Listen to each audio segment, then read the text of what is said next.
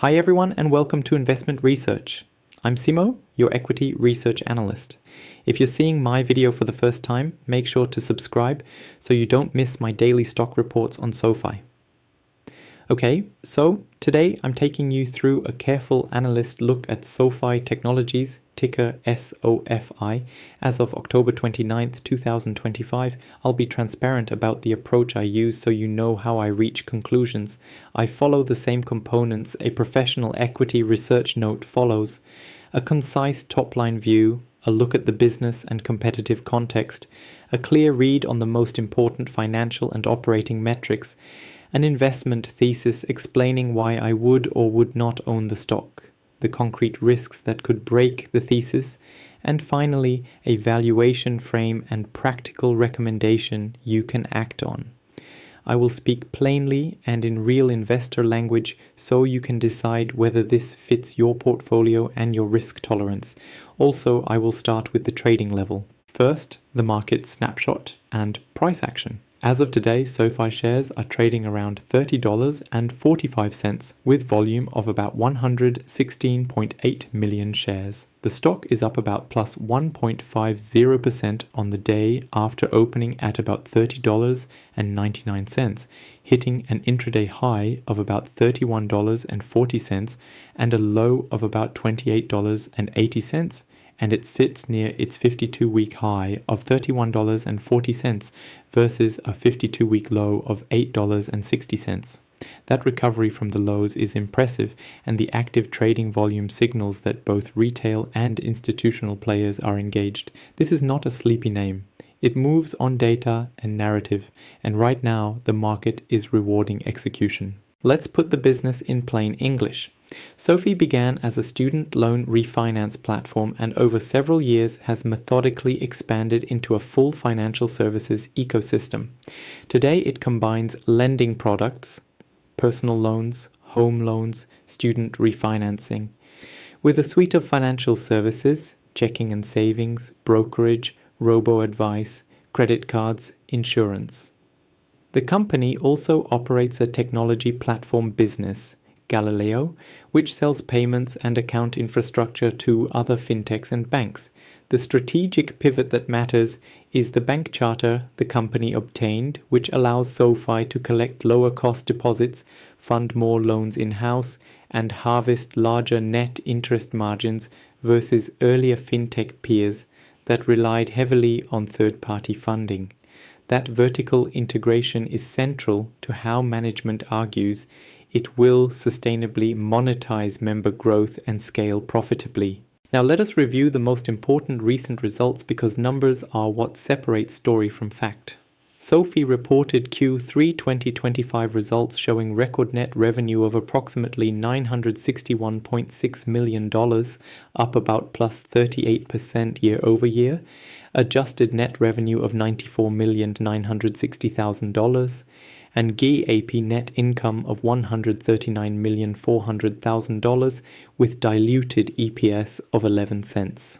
Fee-based revenue reached a record $408.7 million, up approximately 50% year over year, and the financial services plus technology platform segments generated $534.2 million of net revenue, up 57% year over year. On the balance sheet, front net interest income was approximately $585.1 million, up approximately 36% year over year, and net interest margin rose to about 5.84%.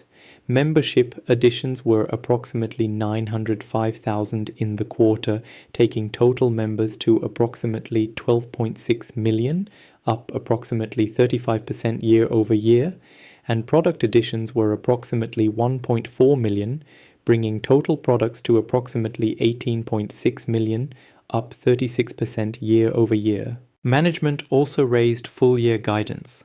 Adjusted revenue now expected at approximately $3,540 million. Adjusted EPS about 37 cents. Total new members target increased to 3.5 million. These results and guidance upgrades underscore that the execution is real and not just aspirational. Beyond the single quarter, the operating metrics are equally important, and so far they tell a consistent story. Membership additions remain the leading indicator that investors watch, and SoFi is delivering there. Product adoption per member is rising, which is exactly what management wants because higher engagement translates into higher revenue per user and better long-term unit economics. Digging into segment economics gives more color. Lending remains the largest revenue engine with net interest income growing strongly driven by higher loan balances and improved funding costs after deposit growth. The financial services segment, checking/savings, interchange cards, brokerage, is now a meaningful contributor with year-over-year growth well into double digits and improved contribution margins. The technology platform continues to be a recurring revenue win, less cyclical than lending and giving SoFi an enterprise-style revenue line that investors understand and value across the company. Adjusted EBITDA, approximately $276.9 million in the third quarter, and contribution margins are expanding, indicating operating leverage is starting to kick in as scale increases. Capital structure and liquidity matter a lot for fintech. SoFi carries a meaningful deposit base, which gives it lower cost funding compared to securitization or wholesale markets. That deposit cushion plus multi-channel access to capital means the company has flexibility to grow originations without immediate pressure to dilute equity. At the same time, management emphasized capital efficiency and prudent balance sheet management, which is why they felt confident raising full-year guidance. But keep in mind that funding markets can change quickly. The deposit advantage is a real moat only if SoFi continues to hold and grow low-cost deposits while not overpaying for them. Now, a frank view on valuation and expectations. The market currently prices SoFi as a high-growth fintech that has already shown proof of concept for profitability. That combination typically commands a premium multiple versus legacy banks, and we see that here. That premium is justified only if the company continues to execute meaningfully above the market's base case, because SoFi has guided to mid-single-digit to double-digit growth in various segments and raised full-year adjusted net revenue guidance to roughly $3.54 billion. For 2025, the market is essentially betting on compounding product adoption and margin expansion into 2026. If management hits those targets, the multiple can be supported and the stock can re-rate toward higher analyst targets. If they miss, the reaction will likely be swift. So, what is my investment thesis in plain words? I believe SoFi is one of the clearest examples of a fintech company that has transitioned into a diversified digital bank and is executing on the cross-sell playbook. The bank charter deposit growth and the recurring revenues from Galileo create a diversified revenue base that materially reduces single product concentration risk. The company has demonstrated GAAP profitability on a multi-quarter basis, which makes the growth story credible rather than speculative. If you believe in digitally native financial services capturing share from legacy banks, and if you trust this management to keep margins expanding while growing members rapidly, then SoFi is a high conviction growth pick. My bias is constructive for investors who can tolerate growth stock volatility and prefer a higher alpha fintech exposure rather than a bank ETF. However, I will be equally clear about the risks because they are not small. The first risk is valuation risk. The stock price already embeds robust execution, so any modest miss in revenue, EPS, or guidance could cause a sharp re-rate. The second risk is macro sensitivity. While deposits give SoFi a lower cost funding base, the elasticity of loan demand to interest rates remains real, and a higher rate environment or sudden economic slowdown could pressure originations and increase credit losses. The third risk is competitive and regulatory. Large banks are investing heavily to defend customers, and there is increasing regulatory focus on fintechs partnering with banks, or operating at scale. Finally, execution risk. Scaling complex offerings across lending, payments, investing, and banking simultaneously requires flawless product development and operational controls. Any misstep or compliance issue could be costly to both profit and reputation. What do I watch over the next 90 days, and what would move my thesis? The immediate catalyst window includes the upcoming earnings discussion, and the commentary management provides on deposit trends, loan originations, and contribution margins. Evidence that member growth remains above expectations and that financial services revenue continues to scale would be the two biggest positives.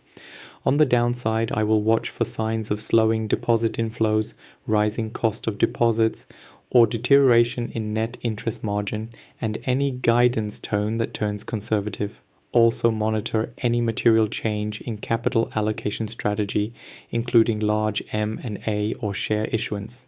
For a practical recommendation and target, I would label SoFi a buy with discipline for most growth-oriented investors. The caveat is that this is not a buy and forget name. Position sizing matters. For a core growth sleeve, I would start with a modest allocation and plan to scale on confirmed signs of durable revenue acceleration or on significant pullbacks that correlate with macro or sentiment events rather than fundamental deterioration. If SoFi delivers continued strong execution, a reasonable 12-month target range is in the low to mid-30s, which implies upside from current levels. If results disappoint, downside to the low $20 is plausible given current forward multiples. My view is conditional bullish with explicit risk controls. Finally, a few tactical notes for investors. Use limit orders and avoid chasing after large moves. Watch implied volatility if you trade options because earnings and guidance cycles drive big swings. If you are long, hold through modest noise but consider trimming into strength if the stock rallies ahead of confirmed guidance raises. For conservative investors who still want fintech exposure, consider a blended approach where you hold SoFi as a satellite position and pair it with more defensively valued financial holdings. That is my current view as of October 29th, 2025. I will be live after the next earnings comment to dissect the numbers and tell you point blank whether management met the bar. If you want, I will publish a follow-up note that includes sensitivity analysis and a scenario-based valuation model showing bull, base, and bear cases. I'm Simo from Investment Research. If you found this useful, please like and subscribe and leave your questions below about valuation scenarios or about the specific metrics you want me to model after the next report.